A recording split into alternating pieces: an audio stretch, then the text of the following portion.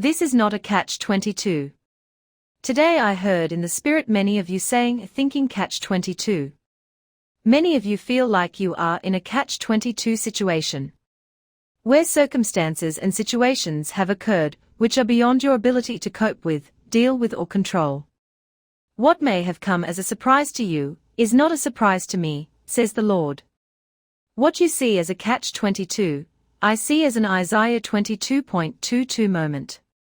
And the key of the house of David will I lay upon his shoulder, so he shall open, and none shall shut, and he shall shut, and none shall open. I see the Lord encouraging you to step through that door with full trust in his ability to carry you through and complete the good work he started in you. It is time for me to pull your vision through the eye of the needle. Yes, you are almost at the other side. And the scales of justice have fallen heavily in your favor. This is not the time to get into despair or discouragement, says the Lord, for greater is he that is in you than he that is in the world. Everywhere your foot shall tread will belong to you, says the Lord. For I have created a definitive path for you to walk on, and I have done a full work in you to prepare you to set the captives free.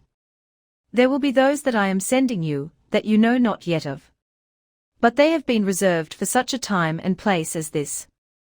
When you meet them, your spirits will immediately connect and rejoice, because you will each know that this is the appointed time and place set for this meeting. Your spirit will know before you soul and mind, will and emotions, that this will be a Christ-ordained meeting and divine appointment. All those who are led by my Spirit are mine, says the Lord. You have made the choice to listen to my voice, and with this I am well pleased. There is nothing too big or small that I will not do for you. Some have accused you of building castles in the sky, when all the time you were building bridges for those destined to come after you will walk in.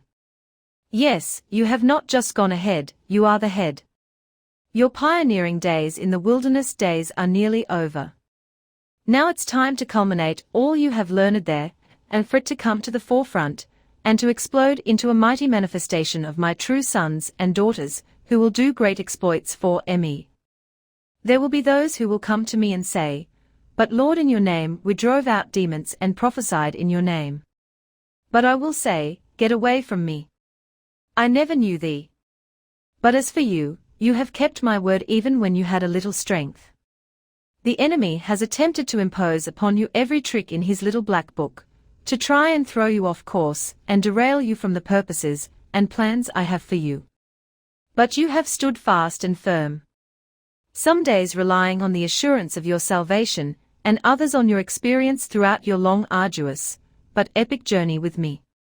Take no further thought as to what the enemy tries to do to distract or disarm you. For you have been redeemed and purchased by my shed blood, and nothing and no one can snatch you out of my hand. Judge not your success by the length which you have been in your wilderness, but rather by what you have learned in it, how you've grown through it, and what you have gained from it. Much manna has been fed to you, and you have graciously consumed it, even by fire. Your flesh has been trained to surrender to my still, soft voice, and your spirit has been trained to take authority over your flesh. You are now a true son of God, who worships me in spirit and in truth. Press on, my gracious, redeemed warrior. For great will be my name in all the earth, because of your obedience and great sacrifice. May it be done now unto you, as it was done unto me.